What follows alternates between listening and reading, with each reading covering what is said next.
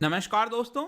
तो हमेशा की तरह इस बार भी मैं आपके लिए लेकर आया हूं बाई मंथली मॉनेटरी पॉलिसी, जो कि आरबीआई के द्वारा हर 2 महीने के बाद यहां पर दिया जाता है। तो यहां पर मैं आपको बता दूं सबसे पहले कि ये जो फाइनेंशियल ईयर चल रहा है 2020-21 का, इसका पांचवां बाई मंथली मॉनेटरी पॉलिसी है। आपको पता है फाइनेंशियल ईयर होता है आपका अप्रैल से लेकर मार्च के बीच का, और इस पूरे साल का अगर आप देखोगे 2020 का, तो ये sixth by monthly monetary policy होगी, क्योंकि ये हर 2 महीने में एक बार आती है, इसलिए 6 बार टोटल हर साल में बाई मंथली मॉनेटरी पॉलिसी आती है। इसमें इस बार का जो बाई मंथली मॉनेटरी पॉलिसी है, सबसे इंपॉर्टेंट चीज इसमें यह बताया गया है कि जो जीडीपी का आंकड़ा है, पिछली बार अनुमान लगाया गया था कि इस पूरे वित्तीय वर्ष 2020-21 में 9.5% की गिरावट होने वाली है, लेकिन इसमें इंप्रूवमेंट किया गया है। आपको पता है कि जो Q2 का जीडीपी का आंकड़ा आया है दोस्तों, वो काफी बेहतर आया है अनुमान के मुकाबले, और इसीलिए पूरे साल का जो आंकड़ा है वो -7.5% बताया जा रहा है। तो इसके बारे में भी हम डिस्कस करेंगे, काफी कुछ जानने को है। चलिए आगे बढ़ते हैं।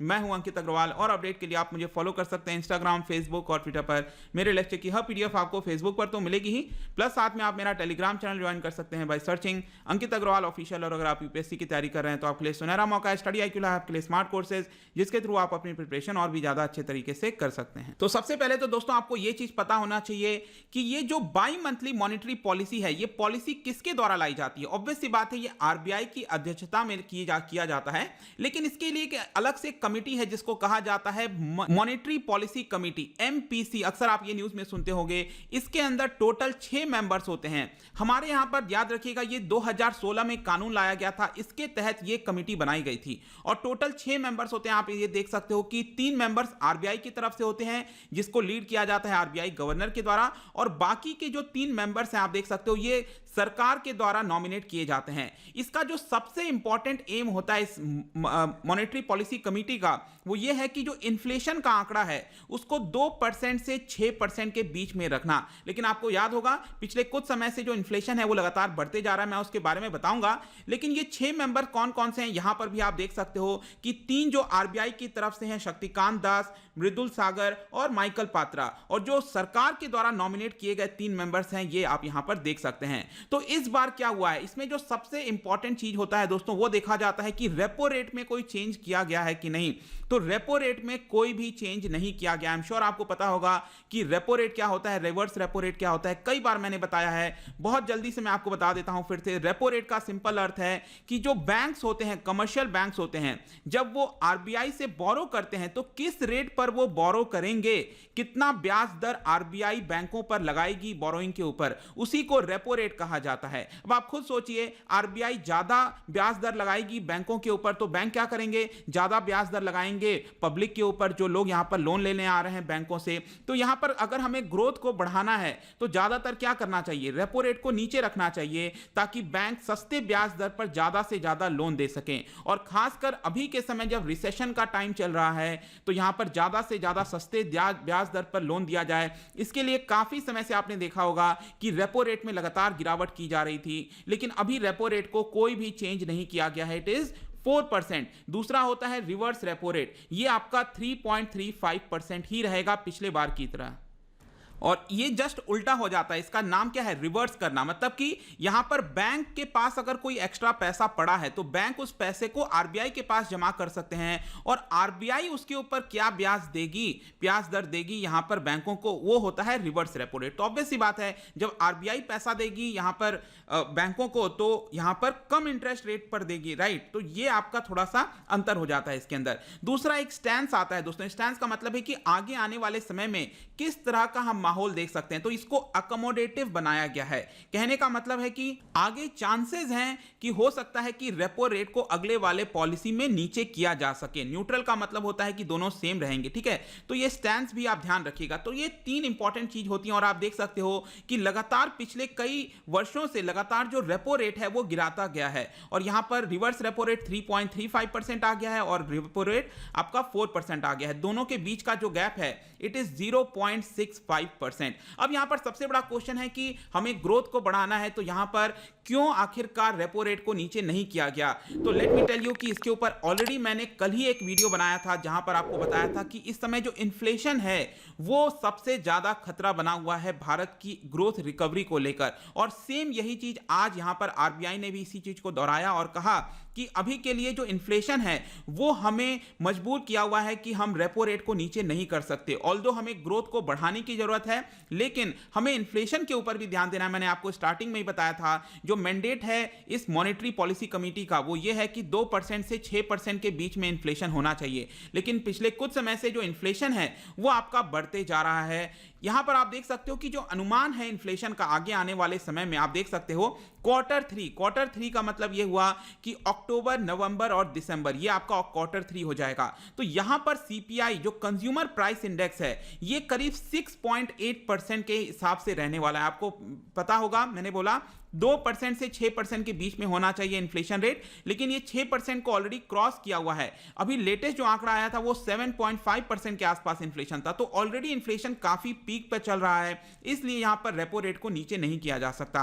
पूरे साल भर का अगर आप देखोगे दोस्तों तो यहां पर रेपो रेट अगेन 6% के आसपास ही रहने के अनुमान है, तो कोई बहुत ज्यादा कमी नहीं आएगी। हां, अगले वित्तीय वर्ष यहां पे अनुमान बताया जा रहा है कि रेपो जो आपका इन्फ्लेशन रेट है वो फर्दर थोड़ा सा नीचे आ सकता है, लेकिन ये अनुमान है अभी, क्योंकि अगर आप देखोगे पिछले कई महीनों से यहां पर बार बार प्रिडिक्शन लगाया जा रहा था, एक्सपेक्टेशन था कि जो इन्फ्लेशन है वो कम होगा, लेकिन हमें देखने को मिला है कि इन्फ्लेशन कम नहीं हुआ है। यहां पर सबसे बड़ा रीजन बताया गया है आरबीआई के द्वारा, वो है supply side bottleneck. Supply side problem का मतलब ये हुआ कि पूरी तरह से इकोनॉमी ओपन नहीं हो पा रही है, मतलब कि जो माइग्रेंट लेबर गए थे हो सकता है वो नहीं आए हो, मतलब कि जो सप्लाई साइड की प्रॉब्लम है, मैन्युफैक्चरिंग है, वो पूरी तरह से रिकवर नहीं हुआ है। जहां पर भी गुड्स बेचे जा रहे हैं वहां पर मार्जिन ज्यादा लिया जा रहा है। जब मार्जिन ज्यादा लिया जाएगा, प्रॉफिट मतलब ज्यादा लिया जाएगा, तो ऑब्वियस सी बात है यहां पर इन्फ्लेशन देखने को मिलेगा।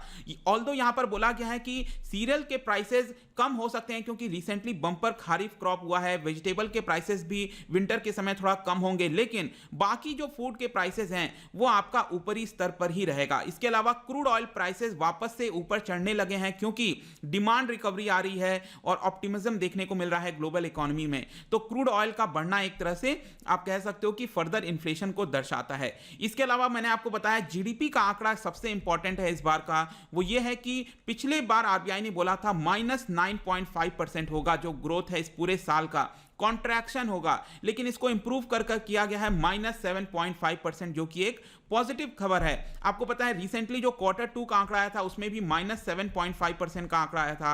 अगला वाला जो क्वार्टर है दोस्तों, आरबीआई कह रही है कि ये पॉजिटिव में रह सकता है 0.1% के हिसाब से, और जो क्वार्टर 4 है, आखिरी क्वार्टर जो होता है, वो 0.7% होगा।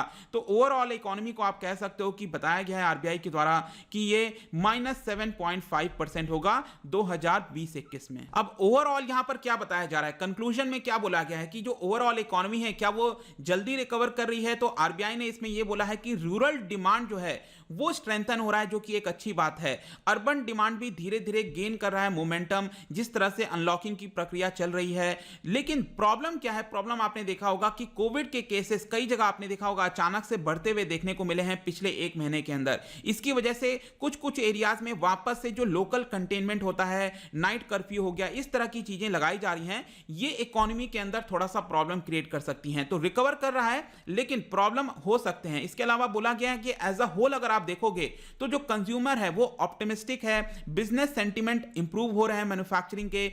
फिजिकल स्टिमुलस होता है जो सरकार खर्च करती है, सरकार का जो एक्सपेंडिचर होता है, वहां पर सरकार पहले अभी तक अगर आप देखोगे पिछले 6 महीने में तो कंजम्पशन के ऊपर ध्यान दे रही थी। जितना भी आत्मनिर्भर पैकेज और इसमें चर्चा की गई थी, यहां पर कंजम्पशन के ऊपर सरकार ध्यान देने की कोशिश कर रही थी, लेकिन अब सरकार का जो फोकस है वो इन्वेस्टमेंट की तरफ जा रहा है ताकि ग्रोथ बढ़िया हो सके, अच्छा हो सके।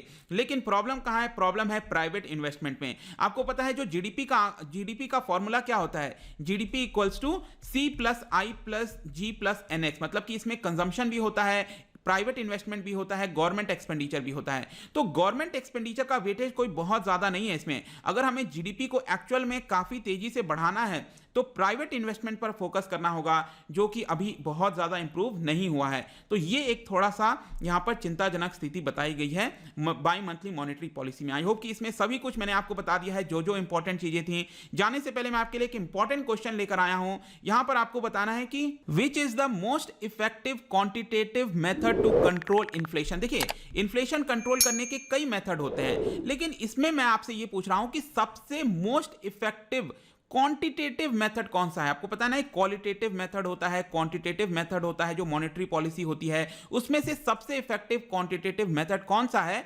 आप मुझे इसका आंसर बताइए। मैं जो इसका राइट आंसर है अपने इंस्टाग्राम पर तो डालूंगा ही, अगर आप इंस्टा पे नहीं हो कोई बात नहीं, आप इसका आंसर और एक्सप्लेनेशन दोनों टेलीग्राम से भी आप ले सकते हैं। मैं कई सारे एमसीक्यूज यहां पर डालता रहता हूं, स्टोरीज के फॉर्म में आप प्ले कर सकते हो। अगर आप मुझसे इकोनॉमी पढ़ना चाहते हैं, कोई भी कोर्स परचेज करना चाहते हैं, स्टडी IQ ऐप पर जा सकते हैं। आई होप कि ये वीडियो आपको पसंद आया होगा। मिलता हूं आपसे next time. Till then, thank you very much, see you soon.